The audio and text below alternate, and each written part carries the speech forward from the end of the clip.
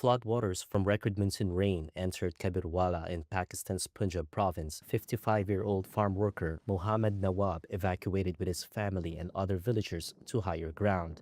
He then returned to work in the fields, only to find his cotton crops ruined by the floods. The floodwater is not drying up, it is continuing to stay. We are in a miserable condition. Our blooming cotton crop was destroyed.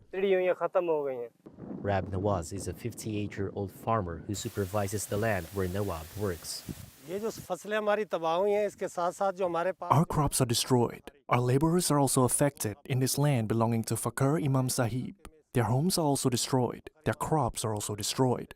Some of their livestock were swept away. Their homes are also destroyed. They have lost a lot. The owner has lost a lot. We have also lost a lot. And our people are very worried.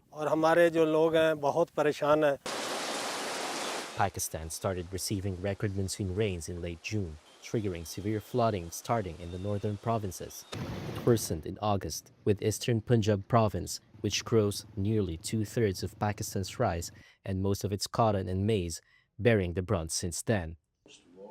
Pakistan's planning minister Ahsan Iqbal told Reuters last Thursday that the country's plan to accelerate its economy now faces a major setback. The government had been optimistic about 2026, penciling in 4.2% growth on the back of a rebound in farming and manufacturing. That was after a $7 billion International Monetary Fund bailout. But the record monsoon rains, amplified by dam releases from India, have submerged large swaths of Punjab and Sindh, the two most populous and economically vital provinces. As a result, inflation is climbing. Wheat, sugar, onion, and tomato prices are spiking, with a sensitive price index hitting a 26-month high. Pakistan railway employee Aqib Ghaffar told Reuters that he is praying for protection.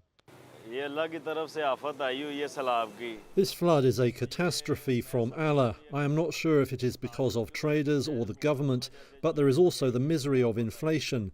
So we pray to Allah to protect us from inflation as well as the flood.